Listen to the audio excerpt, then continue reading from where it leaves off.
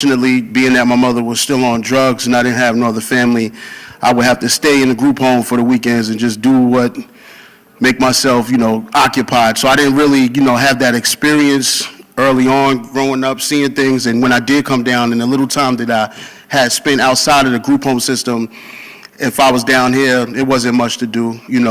Just coming outside and seeing just poverty right here on Lenox Ave. The crack era was still running rampant. You seen it all on the floor, crack valves, crack pipes, addicts, and then, you have, family who's addicts as well. And as far as, dreaming growing up, I dreamt of doing music. I still do music. I rap, and I write as well, but that's all I ever dreamed growing up. It wasn't until I came to NAN in about 2005, 2006, I just, walked in here one day and somehow I just managed to stay in here, and I got into politics and civil rights and all of that stuff. And I used to be one of the, more ignorant kids about not thinking everybody's a crook and everybody's not really about their people until I got inside of these walls and seen all the stuff on these walls here at the National Action Network, and it made me see a different perspective, So although I still wanted to rap, I was really more into civil rights and justice and how voting works and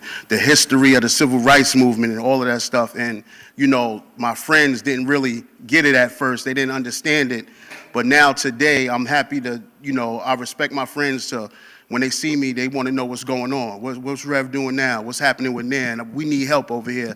They come to me, they give me a hard time about it sometimes because, they from the streets, but they respect it and they understand and they know it's not coming from they know it's coming from a genuine place. So if I had to say what saved me, it's a place like National Action Network.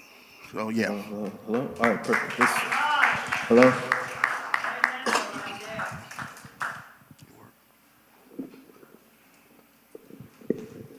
Thank you guys for your responses. For the next question, we wanted to talk about family and how family plays a role in your development and success. And what advice will you give to parents on how to raise a young black man in today's society? And is that even a fair question? All right, I'll take that one. For me, my support system was extremely big.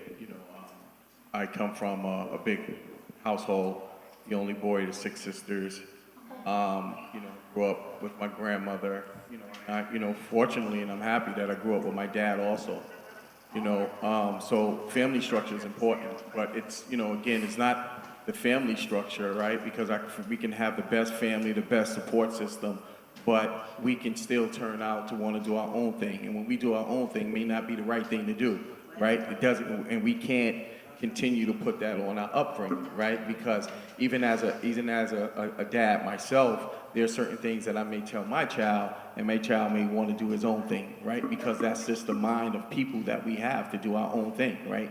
One of the things I think is important, one of the things that I learned is, as an adult and as parents, we have to listen, right? Sometimes we, are quick to listen to respond instead of listening to learn into what young people have to say, right? And start developing trust in their decisions, right? Some of their decisions may not be the best or the decisions that we may make, but doesn't mean that those are the wrong decisions, right? So I think as a dad, what I have started to learn is to listen and, let them tell you what they need, right? Let them tell you how you can support them. Let them tell us how we can be a point of information for them, right? But we also have to give them the opportunity to have a voice. As parents, a lot of times we take their voice away because we think we know it all. But, a lot of times they know more than we do, right? So I think, that's one of the things that we have to start learning how to do is just listen a little bit more.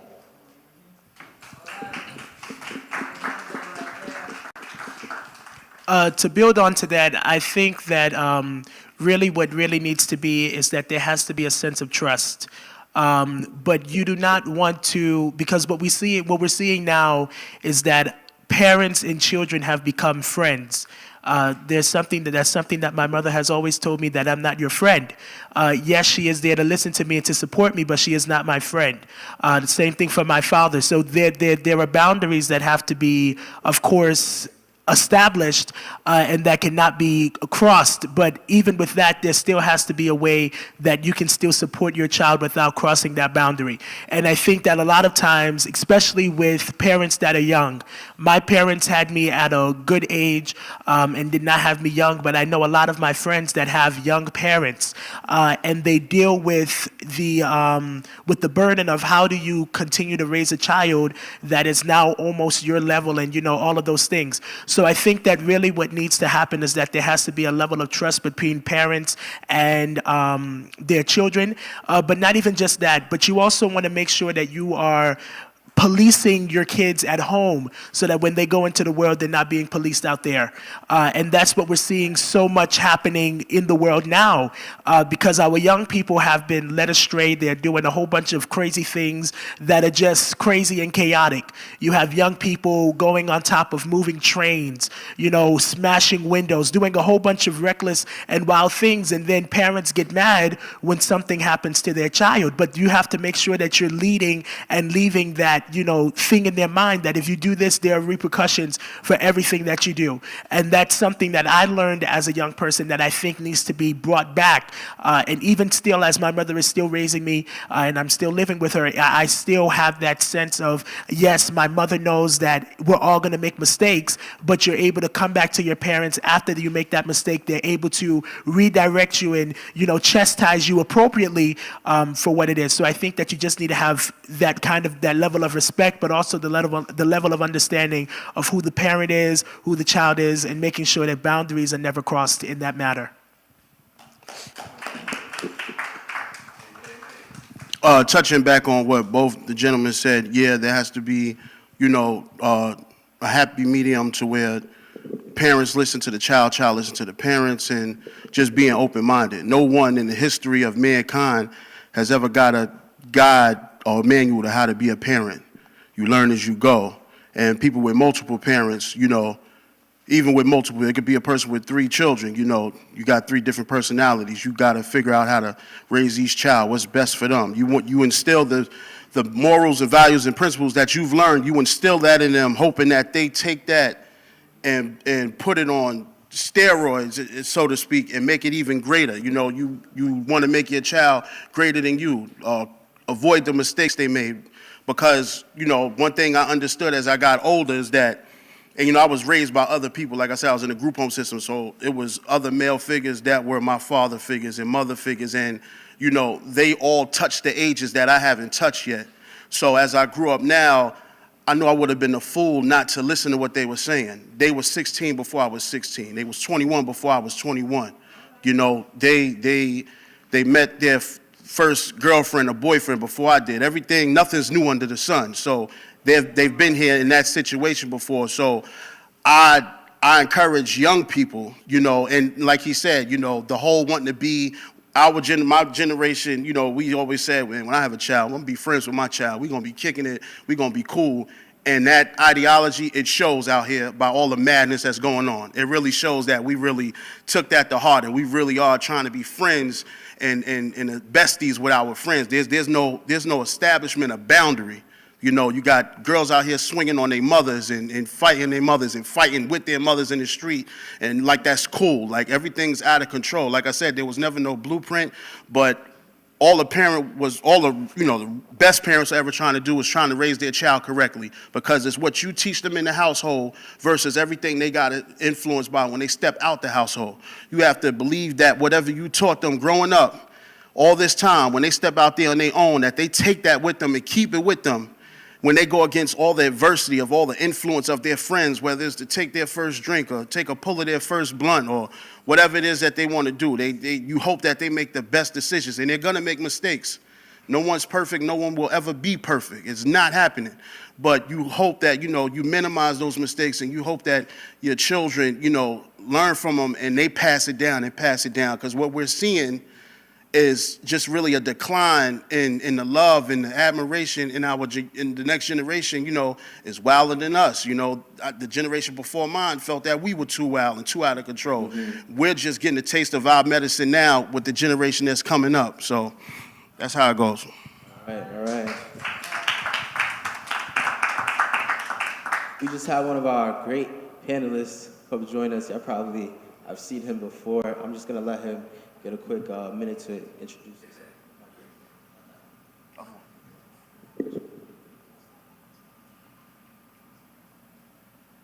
Yeah, pardon me for getting here so late.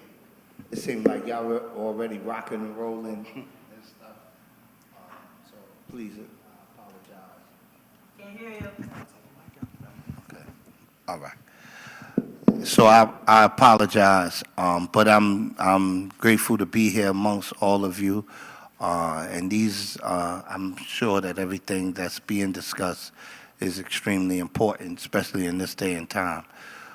So just real quick, my name is Shams the Baron, and I'm known now as the homeless hero. I've kind of made this name in the space of addressing housing and homelessness. Let me ask you a question. Is there anyone here, if you don't want to say it, you don't have to say it, that have been housing insecure or homeless? If you can, just raise your hand. Okay, all right.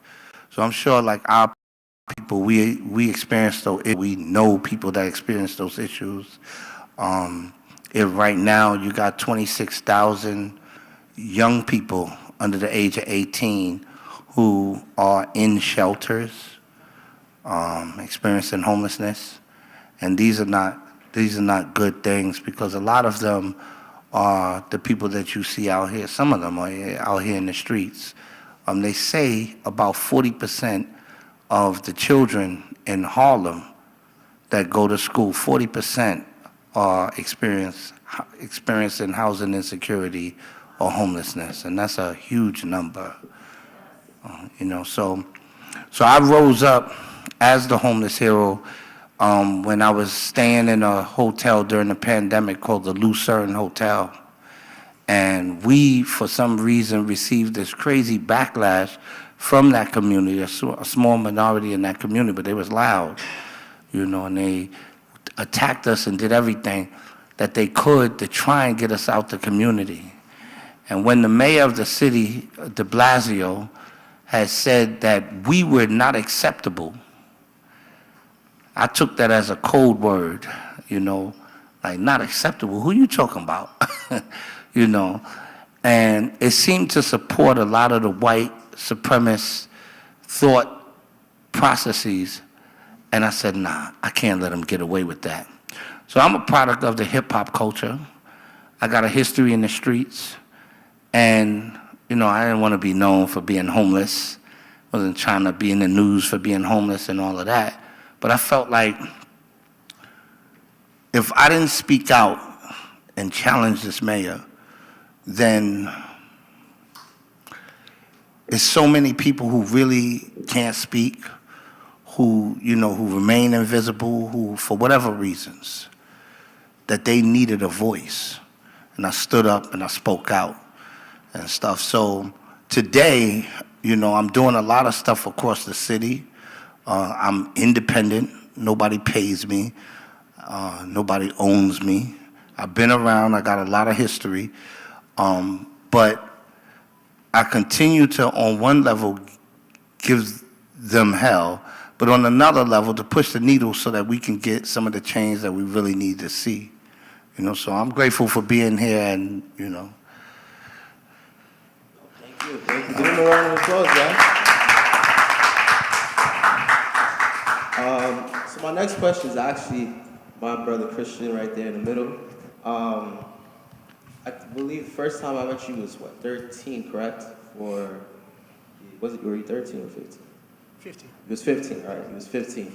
And the reason why I'm always, very happy when I see you is because I always think, I'm pretty young, but at 15, I don't think I was doing this. So I kind of wanted to ask, what influences did you have growing up? what made you, because to most students, you're kind of an outlier doing all these amazing stuff. So what pushed you to go this route, with activism and all the work you're doing, especially at a young age? So for me, as I said before, I was born here in Harlem, raised both in Harlem and the Bronx. But for me, it was always just all of my family members, all of them have like these they're not big, huge people, but they have nice jobs and all of these things. I never wanted to be the lawyer or the doctor or a teacher or, a lot of people in my family are postal workers. I never wanted that for my life. So I always said, what do I want to do?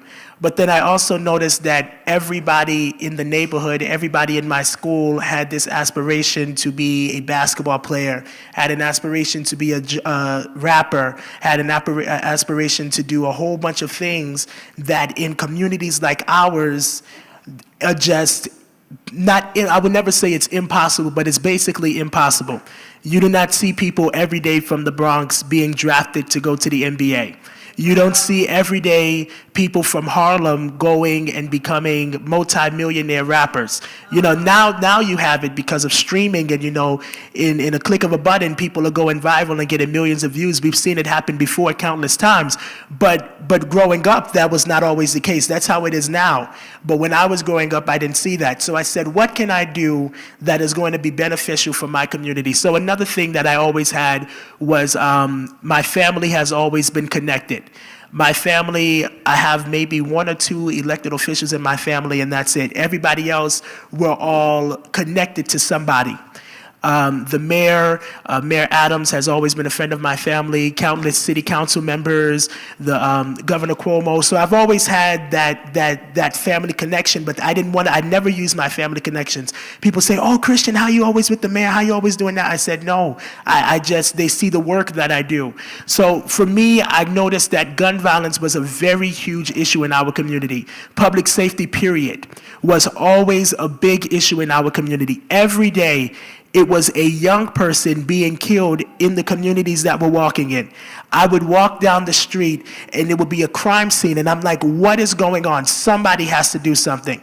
So that is how I got involved with the crisis management system. And the crisis management system has been around for a long time, have been intervening and mediating conflicts, and they're now better than they were before because of the level of funding that they've been getting, and we see it countless times going on. But even, as he said, there are still housing disparities. So there are just so many different things that are going on in our communities. May this be educational neglect. There are so many schools that are still using chalkboards. I went to this school the other day to speak, and I just couldn't believe that they had a chalkboard still in their school. I've never had a chalkboard in my school. I never had to go to public school. But for some young people that have to go to public school, I'm like, what is this? I couldn't believe it. I don't think I've ever actually seen a chalkboard in my life, with the exception of playing with it in my house. I didn't think that in the 21st century people would still be using chalkboards in school. So there is an issue. So there's an issue that needs to be addressed. And so we have older people that are in government, that have been in government for years, yet the same issues that they had when they first started are the same issues of today. So unless we have a young person that is new to the scene come in and change things, it will forever stay the same.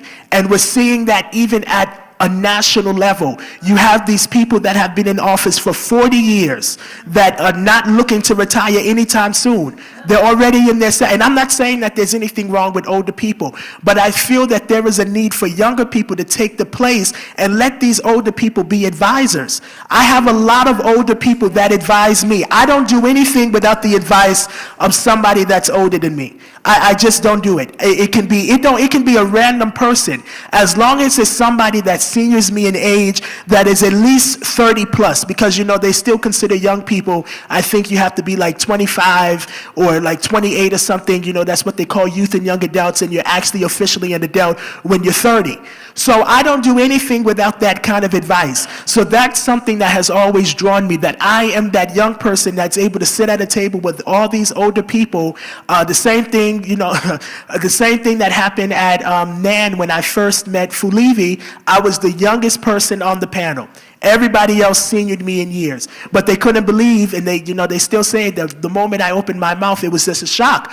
And I don't see myself like that, but other people do. So the moral of the story is that for me, it was always the fact that there was a need in our community, and that we could not always rely on the people that have already been elected there, that have already been sitting there for 20 and 30 years to do something when the same issues are happening in our communities. So there needs to be someone that is younger. There needs to be, I'm not even just talking about young people, I'm just saying in general, there needs to be somebody behind the scenes that is lower in the totem pole that will come up and actually make effective change. Got you. Now, just 2 quick follow-up questions. What schools did you go to? Oh, the school? You said you've never been to school for a chalkboard, so I just wanted to know Oh. what school was it?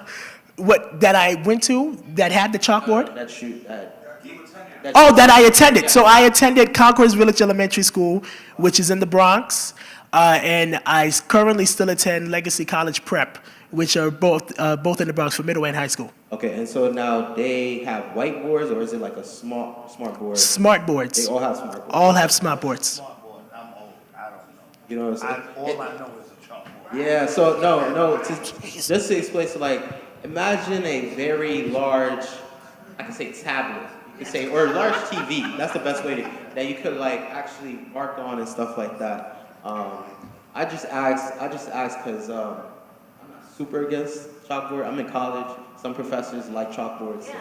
But I understand what you mean as in the technology and having it in our schools so our students are able to have access to that. Now, my next question is more open to everyone else.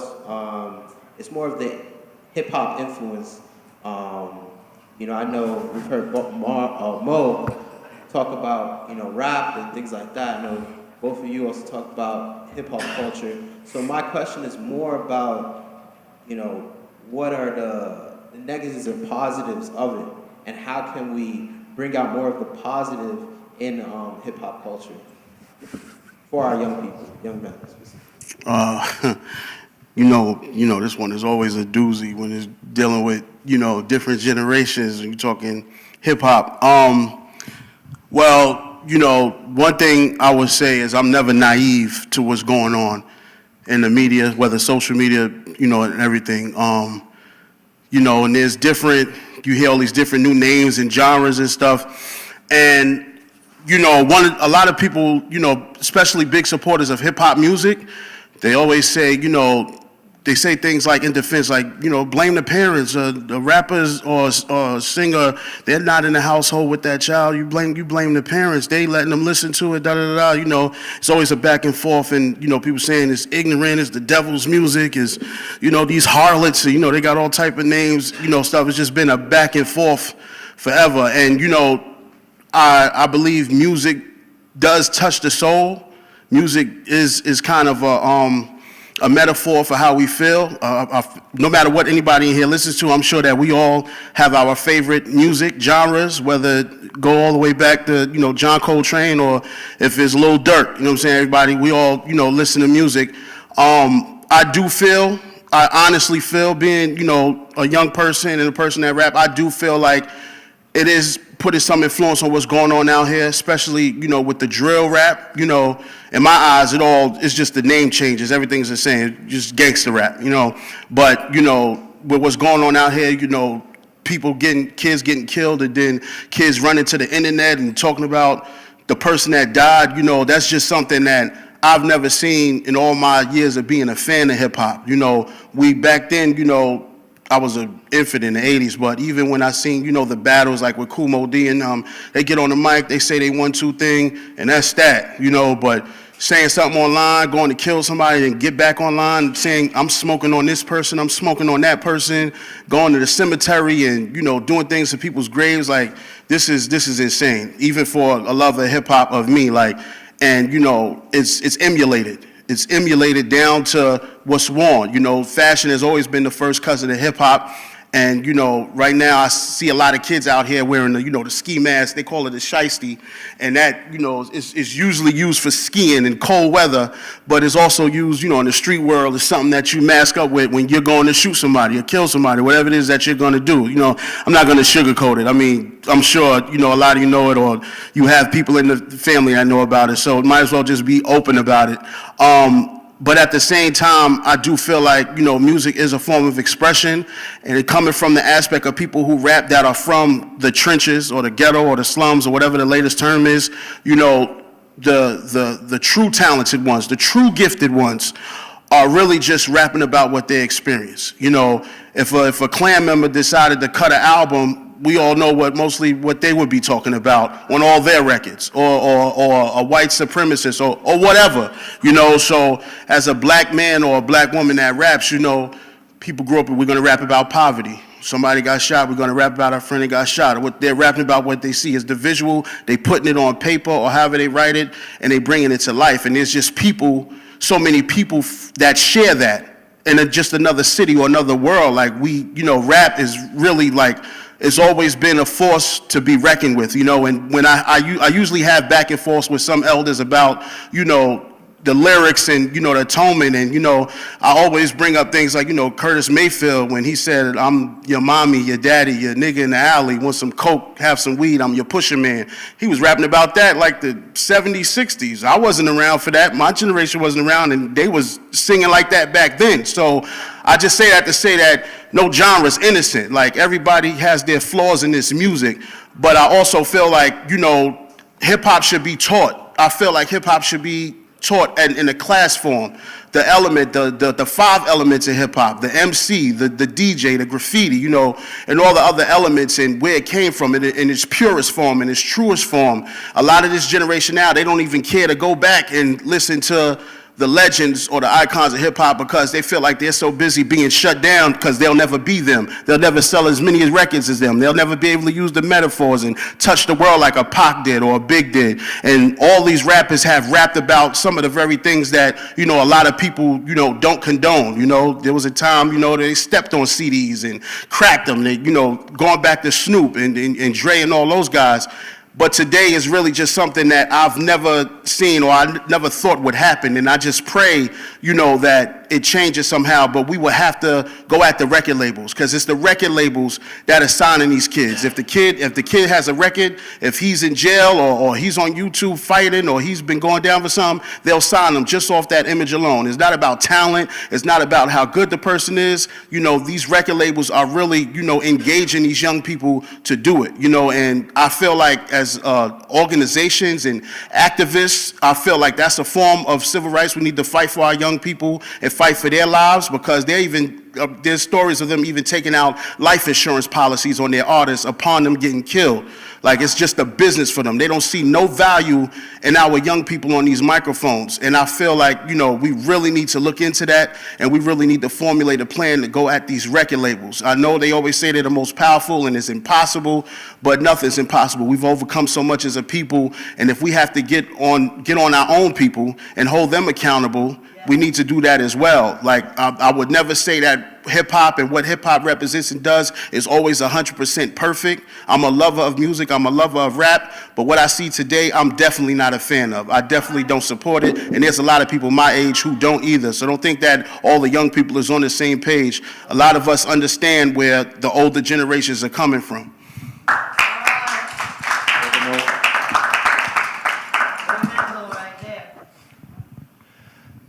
So, real quick, can you just repeat the question? I want to make sure I'm on point. So the question was, I can't repeat it exactly because it was Felici's question. Okay. But how does hip hop or rap today influence young people, and what are the negatives and positives? All right, okay. So my brother, he definitely put a lot of great balance and perspective on that. But I'm gonna speak from the perspective of someone who helped develop hip-hop culture from the early days. I'm considered a pioneer of hip-hop. I've been around for a long time, since the 70s. I come up with the foundational mechanisms that help introduce hip-hop as a culture into the world. When you talk Zulu Nation and all that, I go back to the early days. And definitely want to separate, or rather be clear, that hip-hop is not rap music. Hip-hop encompasses more than just the music. You know, it's more than beats and rhymes. Hip-hop is a cultural phenomena, you know, that can trace its roots all the way back to the African griots. You know, and so when we look at us as a culture coming up from slavery and going back to Africa, then we have to embrace the fact that hip-hop is just something that basically brought all of those different things into fruition during a certain period of time, right? So where did hip-hop come from as a culture? Hip-hop is a byproduct of the Black Power movement. If you want to just go there, you can go all the way back. But let's deal with the Black Power movement. So during the mid to late 60s, we know that you had the Black Panthers, you had the Nation of Islam, you had a whole bunch of organizations that was promoting Black pride, Black power, and Black empowerment. And there was a concerted effort through COINTELPRO, et cetera, to infiltrate that and destroy that. When they destroyed that, they killed some of our people, they jailed some of our people, they co-opted some of our people. So the Black Panthers became the Black Spades. And when you look at who were the people to help develop the Black Spades, they were members of the Nation of Islam. They were members of the Black Panthers. And these were young kids that were coming up trying to continue a legacy that our open enemy was trying to destroy. And so when they came in, all of their original intent during the so-called gang culture was about positivity, protecting the neighborhood, et cetera, et cetera. You know, after the riots, was it 68, 69? 69. After the riots, there was something called the Rand Corporation that was commissioned to do a report, basically to say, how do we prevent this from ever happening again? And the Rand Corporation suggested a policy of something called benign neglect, which meant don't put no money in the hood. They're going to burn it up, whatever, just pull the money out. So this is during the late 60s, early 70s. You saw a divestment from neighborhoods like Harlem, Detroit, all over the country, our hoods. With the divestment, you saw white flight. So jobs were lost. But with the Vietnam War and the Vietnam War, with the Golden Triangle, you saw an influx of heroin into our communities during the early 70s. So our communities was hit with so many different things, and our young people was left with nothing. I mean, one of the youngest giants in the country was Fred Hampton, and he got killed. He was someone that was able to organize the gangs. But real quickly, hip-hop is a byproduct of that movement.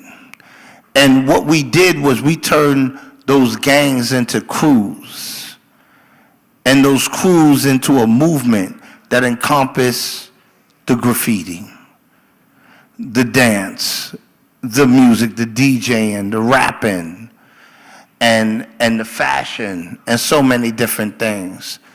So I just want to be clear that, you know, hip-hop is a cultural movement. And it's not a movement that, You know, it didn't go the way that disco went, because there's something in the foundation of it that supersedes time.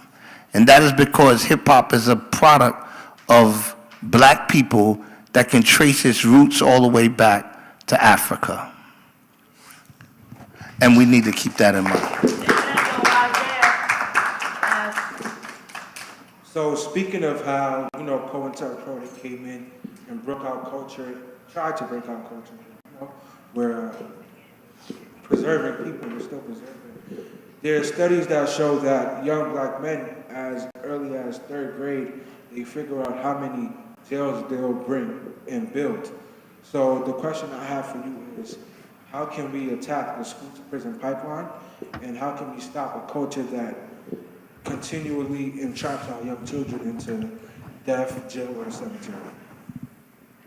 Wow, that's an interesting question, because I think we all, look at the prison pipeline, school pipeline, kind of interesting. But I think one of the things that we have to do, especially in our educational system, and it's something that our school chancellor now is developing, is we need to create conflict mediation, resolution, for our young people. I think it needs to start as early as 3rd grade, right? I think that's really important, because when we look at our shooters are 14 years old, right? So if you look at a 3rd grader is probably like 8, 9. Time they get to 5th grade, they already got a gun in their hand, right? Because there is no conflict resolution, right? So I think our school educational system has to put that in place. The other thing that I think is really important is, let's go back to the word culture, right? When we talk about hip hop, I think my personal opinion with this generation is that we lost the word culture. We're trying to find culture, and I don't think they have culture. When you look at the word community, I think that word community has been broken apart, right? There is no more community in community, right? I think we need to get back to the essence of what our community and what our village looks like. And I think that also starts at home, right? So, we talk about the rap music and we talk about everything else, but what about the parents who are saying the things that the rap music are saying to our young people? So they hear it too. So the first place you hear it is at home, and then you hear it outside. You don't hear it outside first and then hear it home, right? So I think, those are some of the things that we have to look at. And, with the whole prison pipeline, I think that is something that society has tagged on us as a community and as a race. And I think we need to remove that stigma and change that narrative. Broken boys become broken men, right? So if we don't find a way to help create these young men to be productive, the cycle is going to continue. So I think that's what some of the things that we have to do first. But to also add on to that, I think that what also needs to happen is that in order for us to stop this pipeline, there has to be resources and alternatives to stop. Yes, you need conflict mediation, but there is a systematic issue in our communities that are showing that after we as students take the 3rd grade exam, I learned this in 3rd grade. I actually did learn this in 3rd grade. My teacher would actually tell us that if you don't score a certain way, and she wasn't saying it to scare us, she was saying it to prepare us, that if you don't score a certain way, that is how they're getting ready to determine how many jails they are going to need, because it is showing that you are either illiterate or you're going to, if you can't answer a certain question a certain way, that means you cannot critically think. So there are a whole bunch of issues that can coincide with that. But what I think there needs to be some sort of resource besides the regular extracurricular activities that we have. Yes, we are glad for Renaissance, and we're glad for the Explorers and all of these already resources, but there need to be new resources to help our young people. What we're doing is that we're just spinning the wheel on the same things that we already have. And these are things that have been proven to work, but with an entirely different generation. I don't think that we have shifted the resources for the generation that we are now serving. And that is showing to be proof of why there are so many things happening within our schools alone. There are so many incidents that are happening inside of our schools with our young people because they don't have the resources inside of the school buildings. So what are they doing? They have to go to other organizations, or they have to go other places where they're saying, oh, you have to pay in order to get this. Our young people cannot afford to pay for certain resources. So I think that while we are already in that situation of New York City public education, we need to continue to boost those public resources that will effectively help our young people. Yes, conflict mediation, but also other alternatives to help them. The mayor is very big on mental health. There needs to be mental health services. There are many of our young people that are dyslexic.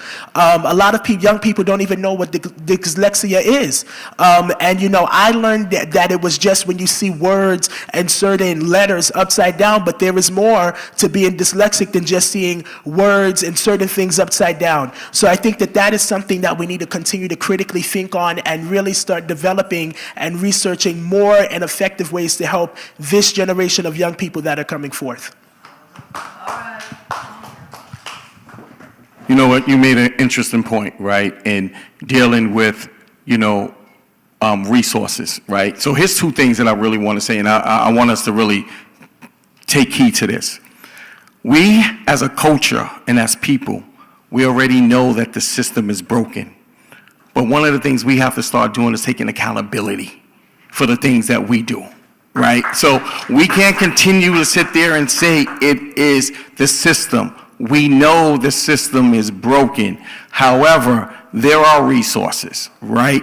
The chancellor and the mayor has put a $15 million initiative called Project Pivot into our public schools so we can give our kids the extra support that they need with the extra CBOs, community-based organizations, where they provide mentoring, they provide mentorship, they provide mental health services, right? So I think it's important that all of us collectively, we have to take accountability and find these resources, because as someone who works with AT, you understand this point that I'm about to make, that the resources are there, we just got to figure out how to go get them, right? The resources are here, right? You look at the DOE is a $750 billion company. The resources are there. It's up to us to find those resources, go out and get those resources, and use those resources to our benefit. And if we don't do that, we got to start looking in the mirror at ourselves. So I'm so sorry, but education is so important. I do want to ask a question. Maybe one of you can expound on it. I'm sorry, it's not my job, but but the resources. So I just want clarification on the role of parents, because we keep looking at the young people, and not you. That's not what none of you are saying. But I'm saying, like, naturally, when we see our young people that may not be moving in the direction that we want them to move, a lot of us parents are saying, what's wrong with them? And maybe there's a role that we as parents, not advocates or anything like that, we as parents need to play in accessing those resources. And could you, like, expound on that, and also, like, speak to how we can be more actively involved in that? I think first of all, you know, it's interesting that you say that, because we had this conversation today, and then go back to what I said, you know, parents have to take responsibility for their child also, right? You can't just put your child out there and say that my child needs help without you getting the help first, right? So, you know, we spend more time repairing than preparing as parents. So we got to change that narrative a little bit, and we got to start preparing our kids so the repair can be a little bit less, right? And one of the things that's important is we have these resources. A lot of these resources is in a place called HRA, right? we look in, some parents, even myself, we look and find shoes, we look to find trips, and we Google all the other things that we think is important, but we forget the small things, that's the huge things that will help support us as parents, right? An HRA website has all the information on there. We just have to go into it a little deeper. But the other thing, and speaking about what my young brother said, it's about our older community leaders who are not investing into our young people, right? And I think that is a huge issue, right? There should be a Harlem hotline where if you have an issue, you can call that hotline and you can get everything that you need, from housing insecurity to food insecurities, right? So I think, and this is why I keep saying, and I keep saying back to everyone, is that we have to take accountability first and stop looking at other people to help us. If we don't help ourselves, then we can't expect nobody else to help us. Thank you, thank you.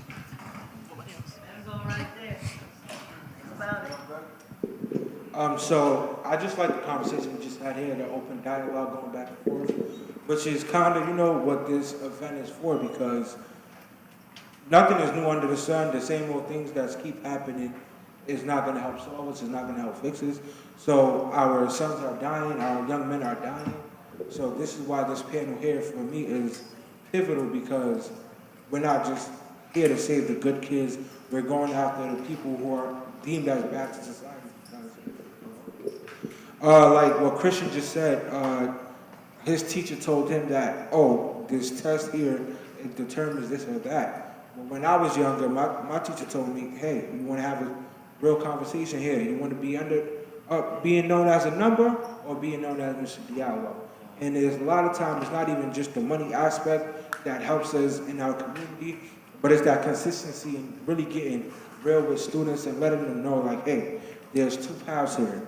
There's either you go down the good path or go down the bad path, and let them know that there are consequences to this. So what is one way do you believe that we can reach our students and let them know, hey, there's consequences to your actions, and how did you deal with consequences growing up? Like, what were the consequences given to you, and what were some advices that you were given that, hey, like, if I followed that, I would have been better off?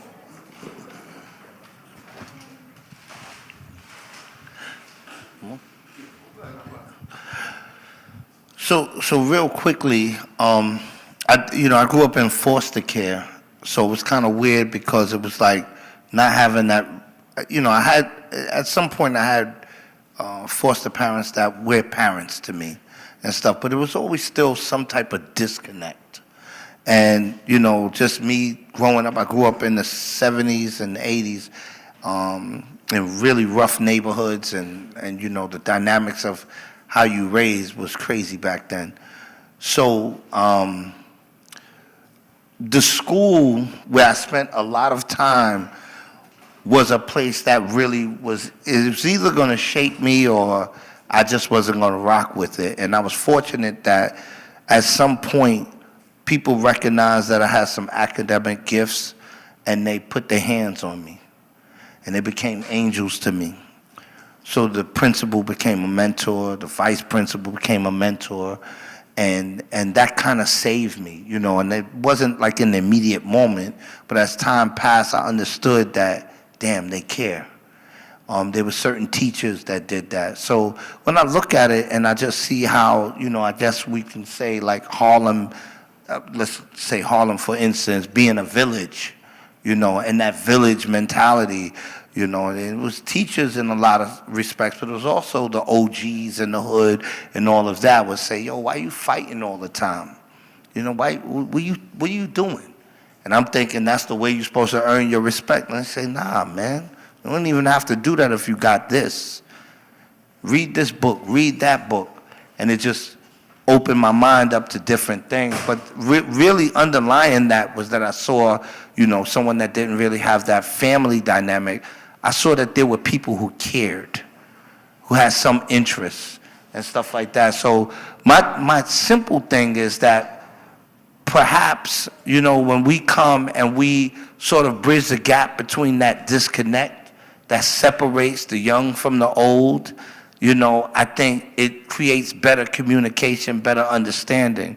And I know it now as a parent where I deal with my kids and I deal with kids in the streets and stuff. And the thing is really just I ain't trying to tell them what to do. I'm trying to understand where they at and deal with them from who they are. And I learn from them and I can engage them and figure out how collectively we could figure out how to create better community amongst each other. Real quick, I'm going to give it to him, but I also just want to say that we need to make these consequences known. And something that we saw that I know that crisis management system and even New York City worked on was something called the ceasefire. And what ceasefire did was that it brought together, it was throughout all of New York City, they had ceasefire in every hotspot area where gun violence and so many different other issues were running rampant. So what did they do? They had a ceasefire where they had every district attorney, they had even federal prosecutors come and speak to these people and tell them, if you do this, if you do that, you're going to jail. We're going to know it's you. You don't even have to, there's nothing that you're going to say that's going to make it easy for you to get out. You're going to jail. And I think that that is the problem with so many of our young people now, is that they don't understand that for every action there is either an equal or opposite reaction. And for so long, a lot of people have been getting away with doing things, and this goes back to even with the parenting. They have been getting away with doing things at home and getting away with doing things, in general life, that when they go outside into the real world is just whatever they want to do. So what we have to do is we have to make sure that they are understanding that if they do something, they're going to get in trouble. Understanding what the rights are and even the laws, because a lot of our young people in our communities don't understand the law at all and don't understand. We had a segment at my job the other day on knowing your rights and understanding that when you're stopped by a police officer, what to do, what the process should be, because a lot of times officers do not follow that process, and that's how issues and certain circumstances start happening. So we have to make sure that our young people are educated on what the consequences are, and then just not understanding the consequences, but also knowing the rights that they have, not because of whatever, but because they are an American citizen that lives here in this country.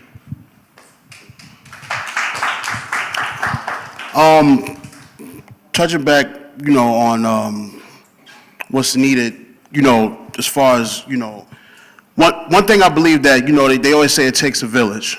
And that's it's more than just a cliche saying. It really is true. Let's just for a quick example, Harlem, 14,000 square miles, 1/10, 155th, Paladino to Riverside. Let's just talk about Harlem and our code. You got the household. The child is in the household. You have the school. If there's enough funds or whatever, you may have some after-school programs, community centers, library, and jobs, whether it's McDonald's, whatever. So to fix these issues that we talk about and have panels so much about, a bunch of components have to be activated to see any real change. Even if people in the household step it up and are more rearing of their child, when the child steps out, there has to be things that's going on that has to be ready to receive and push along that great behavior and that knowledge. Like when it comes to, there was a rapper named King Von. He's no longer living. They asked him, why is it, why do you guys rather just be out in the street than going to school and get an education? And Vaughn just said, it's just easy to come outside and do something stupid. It's just, it takes no effort. I can come outside, rob somebody, do whatever. Like, he was brutally honest, and it was so sad to hear that. And, I don't know if you guys know of him as a rapper, but he's one of those rappers that the streets deem as the real one. They say a lot of rappers is just fabricated, it's just a mass cosmetic, but this one particular one, he was the real deal, and unfortunately, him being the real deal is why he's no longer here. So and one thing he did say, he said, I wish I had a household to where I was trained to do the right thing, and I learned things. He said, I don't want to be out here trapping and robbing. Like, nobody wants to be out there doing that, really. There's nothing else for them to do. We always talk about resources, and like the brother said, they need to be accessible. We have to mine for things. They can't, sometimes it's not just going to be, right out there for us. We have to mine for it. And they always say you want to hide something from our people, put it in a book, So with our generation, I don't know the numbers, but I'm pretty sure the reading is probably down, and kids is not reading as much. We read books like Flowers for Algernon or Harry Potter, whatever. We just read, kids, growing up, we read everything. And with, this generation, what we want to do is take away the excuses. You ask these kids all these questions, why they do this and that. I don't want to say it's excuses because it's reality, but we want to take that away. When young people who are given probation or parole, they clean up parks and highways and whatever, when they could be in a place like, sitting here at a panel or doing something more productive, so they can learn and rehabilitate and come back. I can't see my contacts. I only got one contact. 40 seconds, all right. So, they have them actually doing something that's occupying their mind and changing the way they did things before, And as far as the parents, like they said, sit everybody down. Counseling is real. And trauma is real. Trauma is real. Trauma happens. People are traumatized. People are dealing with so many issues on the inside, and all they are is waiting for somebody to piss them off, for them to let that rage out, and now somebody else is hurt and lost their life, and this person is in jail with the shoulda, coulda, wouldas. They did things like Scared Straight and gun buyback programs. We try everything in the book from this generation and now. We have to keep coming up with new ways and festive ways, but some of the things that I've heard today is exactly what we need. We need those resources. And I just feel like the curriculums, like our children, our young people that actually go, they spend so much time of their life in school. And what they're learning, I just feel like some of that stuff is just not needed. There's other things that they could be learning for all that time and hours in the school. I mean, aside from ABCs and stuff, yeah, but learning how to do taxes and all type of other stuff that's productive and that they're gonna need later on in society. They can help their mother, their grandmother do their taxes and do things like that. Equip them with things that they can utilize for themselves and for their loved ones down the line, and down the line they can pass it on. But we just have to figure out a game plan where every component is activated. It's never just one issue. It's so many others.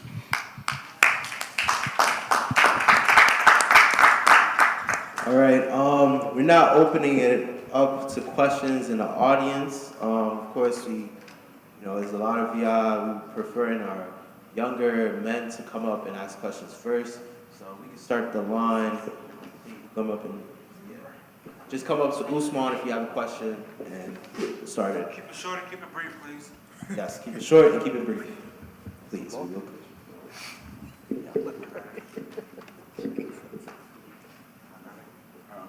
My name is Ahmed Kilkamil. My question is, should religious sanctuaries still play a part in healing Black people in poverty? If so, what needs to happen to connect kids from the streets to faith? I like this question.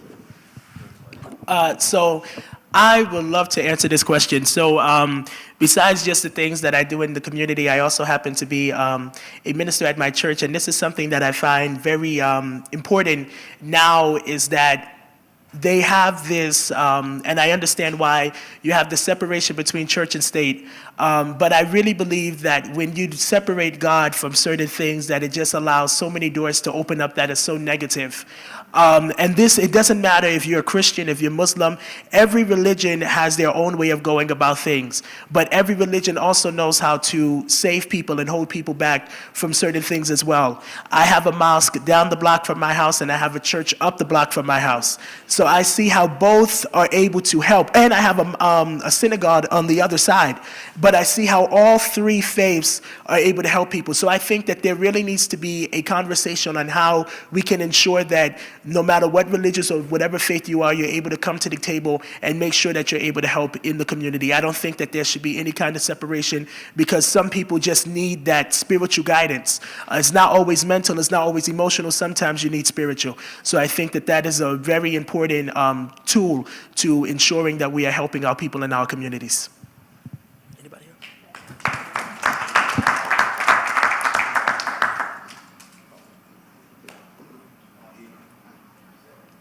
Hi everyone, I'm Gina Myers. I'm 12.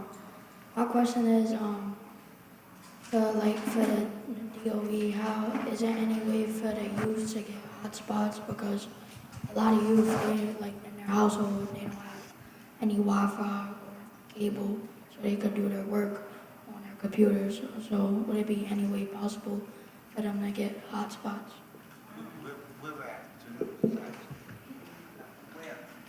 Where? For home? Yeah, for housing. So, and you both could probably speak on this too. So I know that there's initiatives that the current administration with Eric Adams to try and close the digital divide that exists in this city.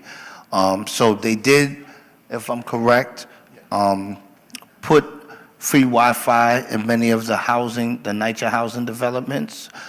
There's an element to, in family shelters, I know this, that they have instituted a policy of free Wi-Fi in shelters. And there are initiatives that are being proposed, because I know it's in going through NYCHA facilities, but it really should be in our communities where, where it's difficult. But I will say that there is a program that is in place for low-income people. I don't know the name of the program. I'll make sure I'll find out and make sure you get it. But there is a program for low-income people to be able to get free Wi-Fi. And we probably all need to look into that, especially as parents, to make sure that we got that if we don't have Wi-Fi in our households. Thank you.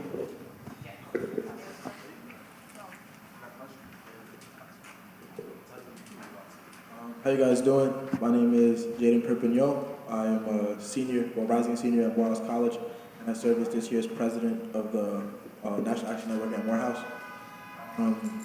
My question is, I heard you guys talking about how a lot of the problems that a lot of black men and women face kind of stem from early education.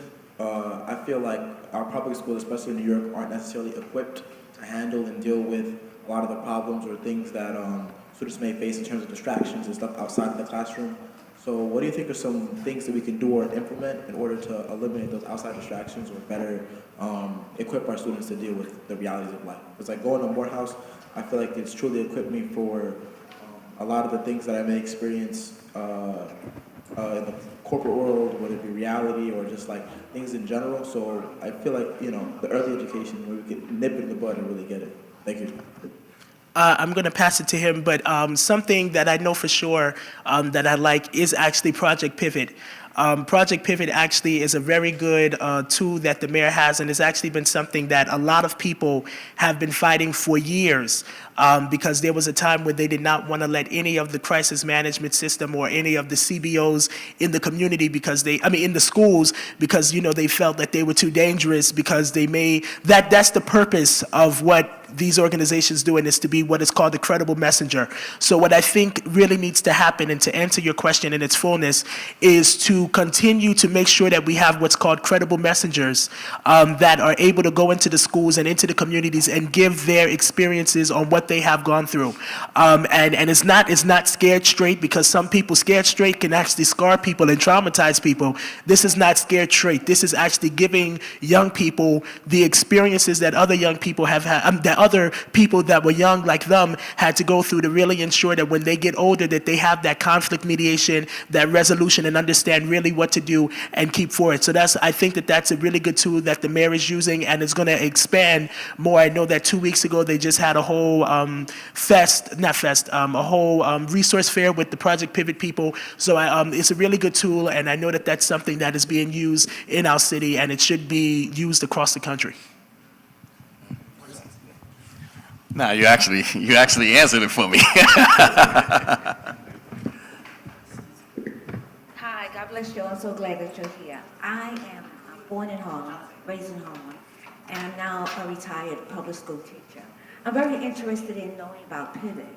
I want to know, first of all, besides you describing what it can anyone in the community apply to really participate in Pivot, to be of a true assistance to students?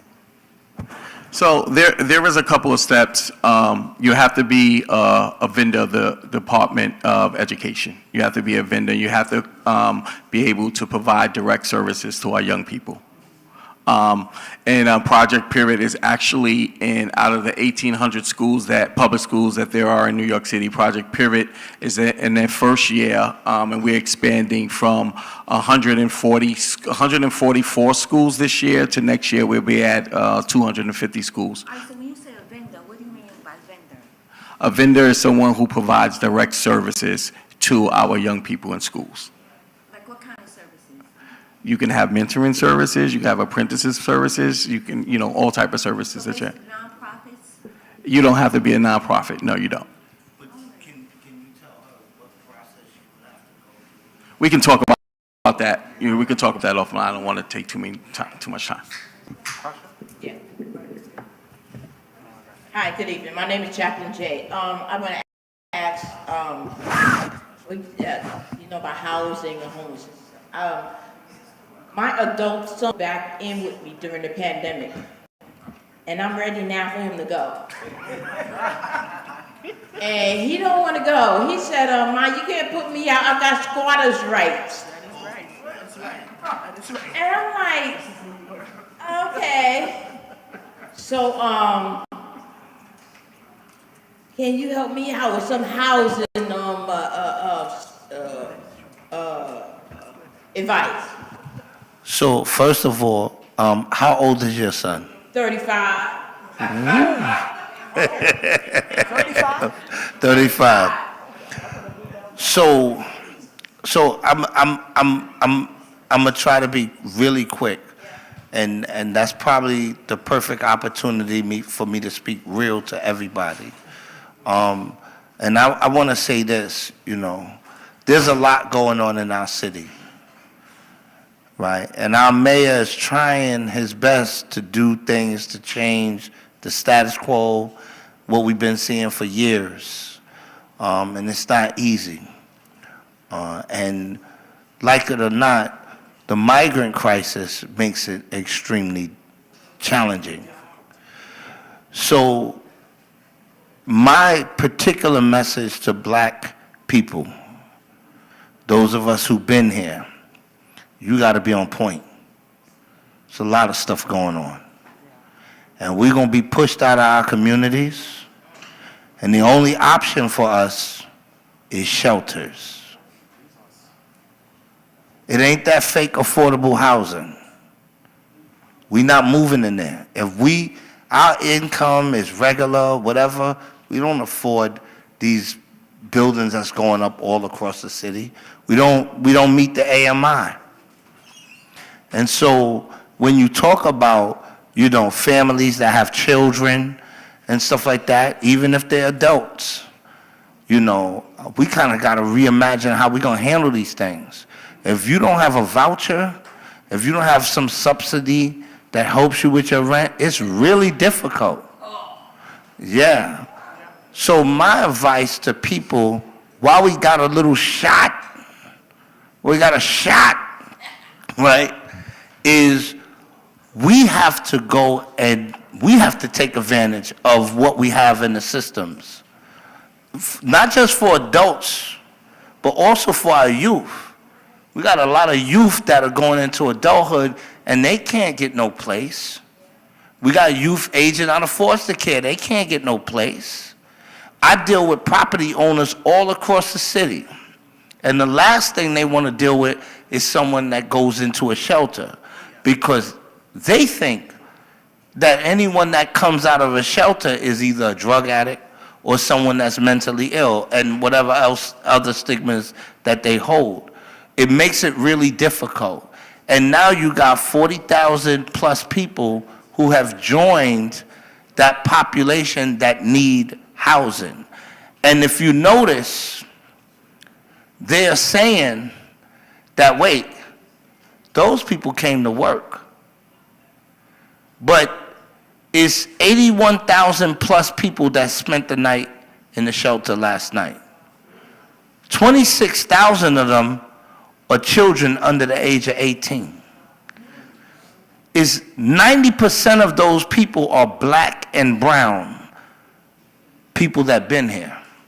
Is 20,000 people that are holding the city FEPS voucher. What they did when they passed the legislation a week or two ago is they opened up the door for a lot more people. Now, I'm going to be straight up with y'all. You know, give me a second with this one. They opened up the door for more people to accept those vouchers, to get those vouchers. 20,000 can't be housed. But now it's more that can be housed. And y'all thinking that they doing a favor for people, regular people, like your son. Oh no, that's not what's happening. Immediately after that, the city council members that passed that legislation went to DC. You think they went there for your son? They were down there saying, we need to do things for the migrants. We need to make sure that they can work quickly and they can access them vouchers. If that $4 billion come through, that's migrant money. That's not your son money. And you got to be clear on that. That's migrant money. And what they're attempting to do is either use that same city FEPS voucher to go into their hands, or they're going to create another voucher with that funding stream. And listen, I'm for the migrants. I don't care where you come from, whatever the case is. If you homeless, I'm fighting for you. But I got to fight for my black and brown people that been here for years, first and foremost. And so let me tell you, yeah, he's homeless. He's considered homeless. So now the thing is this. Look, be on point, and you have to encourage him to take advantage of what's there right now, because whatever's there right now, even under our great mayor, might not be there. It's getting more difficult. Tell him to go to home base or whatever in the borough facility that can help facilitate him getting a voucher. And if, I'm going to keep it 100 with you, if he has to go into a safe haven, I should tell you I take the cameras off. If he tells y'all to go into a safe haven, if he has to go into a safe haven, tell him to go into a safe haven. They have less restrictions, is usually less population, and you get really no curfew. You check in every 3 days. But it's a quicker way to access a voucher. But he needs to be pushing himself to get a voucher so he can probably get his own place. Thank you, thank you. Yeah. Thank Sorry, y'all, for the time. you. What's up? How would you build, like, when it comes to this generation, how would you build trust without building ego?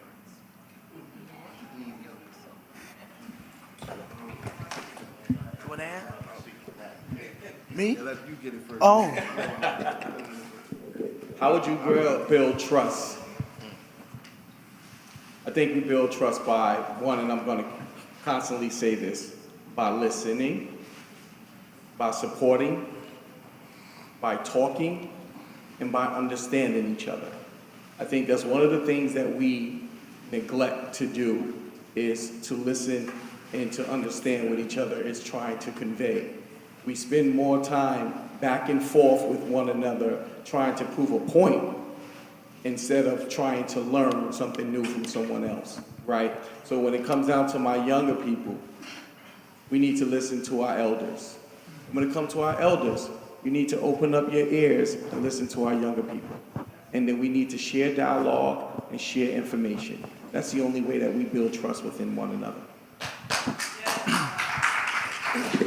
That is a really good point. And to finish off with that, I think that is really important that we really do listen and understand what is going on. And I think that something that we have seen is that so many people have got these big egos and have a lot of pride. And that's something that Reverend Sharpton, I was listening to his keynote that he gave on Saturday, and he says it all the time that he speaks. He always says that you don't need, what did he say? You don't need people that are here only for a season or for an episode, but you need people that are here for the long run. And you also don't need people that are microwavable. You need people that have been here, that have been developing for a long time. And that's something that Reverend Sharpton has been doing since he was younger, when he was 13, and started working with Reverend Jackson. And he has been pruned for this work. So I think that in order for you to truly build trust, you have to listen, but you also have to understand what you're getting yourself into. Don't just go and do whatever you want to do because it's common or because it's trendy. Really understand what you're going to do, how you're going to do it, what the steps and the solutions, because you don't want to go there empty-handed. You always want to go there with something. So just instead of, in order to build trust and not an ego, understand what you're trying to do and understand what your purpose and goals are.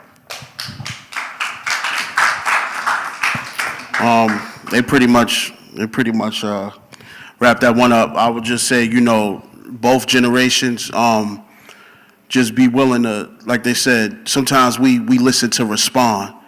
We always want to, there's a lot of people in the world that like to get the last word and walk off like they did something in the debate or the argument or the conversation. I definitely want to tell young people, I want to tell the older people, don't think that these young people are just so biased to the older generation. It's just a certain kind of old head, that's how they say it, they want to speak to. Someone who came from where they came from and understand mistakes and willing to listen to whatever they got to say. You know what I'm saying? Hear what they have to say and then drop the jewels on them as you go along. Not a older person that, is probably bitter, can't tuck their pride, and see a lot of young people out here doing whatever they do, because what's going on right now with the clash of the young and the old is that, young people feel that the older generation, they mad that they couldn't do certain things when they was young, and this, that, and the third, and the older generation feel like the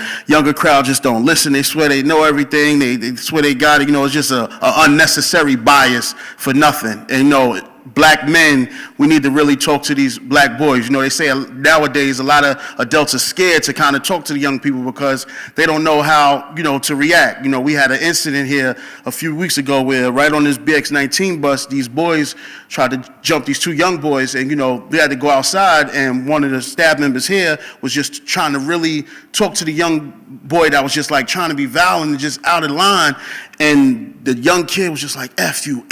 And, it was, I commend the older guy for just standing there and holding his ground and listening and just not reacting like he probably would have reacted if he was his age, and I see the respect in that. I just ask that, young cats, just open up your minds and your hearts and take some advice. You don't know it all. And like I said earlier in this panel, we've been there. They've been there. They've been at that age. They've been down the road in the corner you about to turn. They've been there.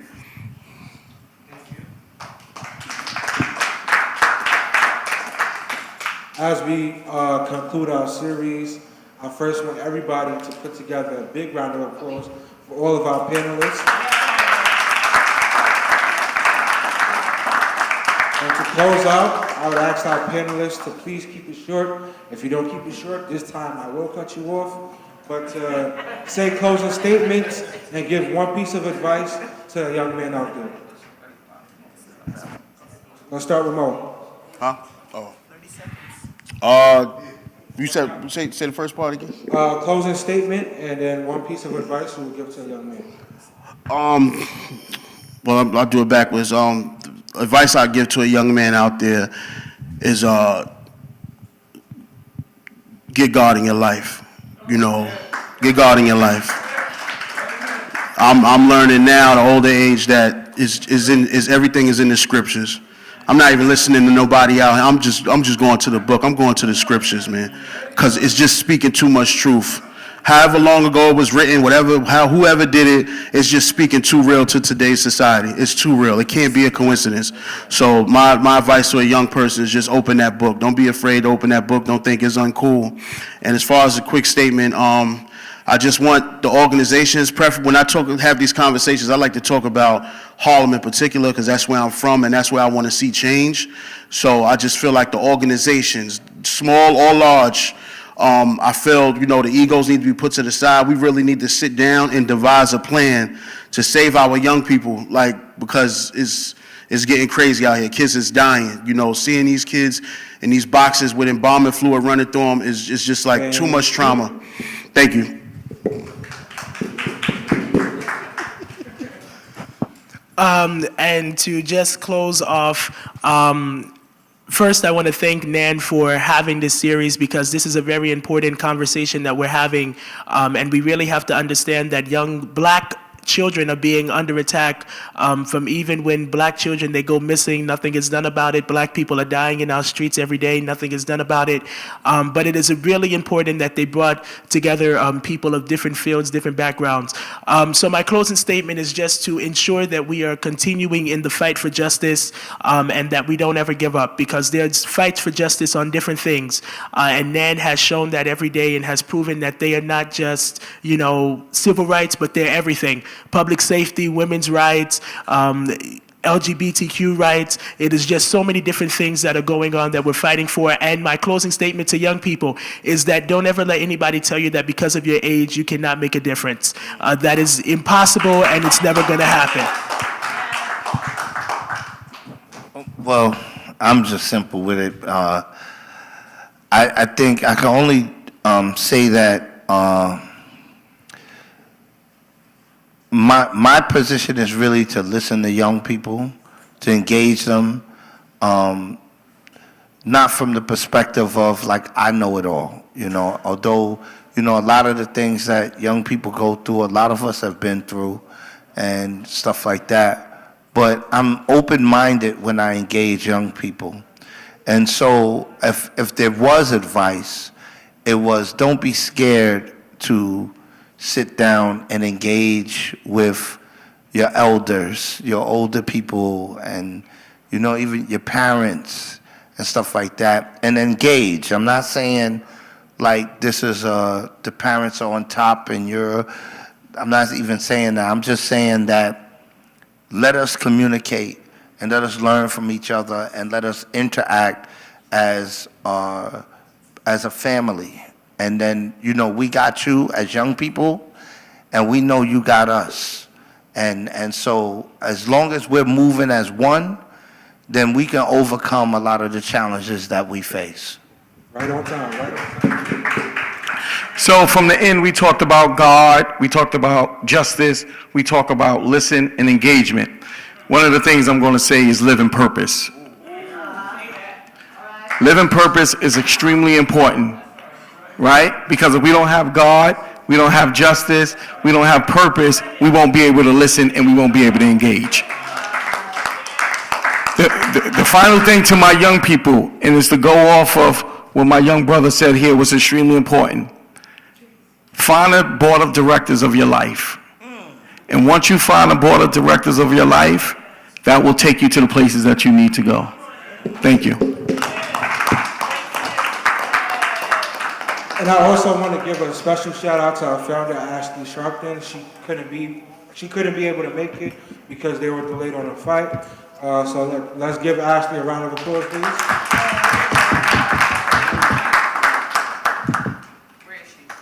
Oh, she just came from GK Brown, I believe, in Florida. They're fighting for justice. GK Owens. GK Owens. The eulogy that Reverend Sharpton did today. And they're known as AJ. She's left with 4 children being raised by the grandparents. She's left with 4 children that's being raised by the grandparents. It's a young black mother that was shot through the peephole by her neighbor. So let's keep her in our prayers and have thoughts and prayers for the family. And before we close out, we usually say SOS, save our streets. So I wanted to say SOS and I wanted to say save our sons. So I'm gonna start off with SOS and y'all say save our sons. SOS? Save our SOS? Save our sons. SOS? Save our sons. Thank you very much. We're going to have a group picture up here. So everybody would like to come to the front and then we'll wrap it up. Thank you very much. Very good. Excellent job. Thank you. Thank you. Great job. Good job. Thank you, Dan. Do the panelists first and then everybody else. Panelists first and everybody else.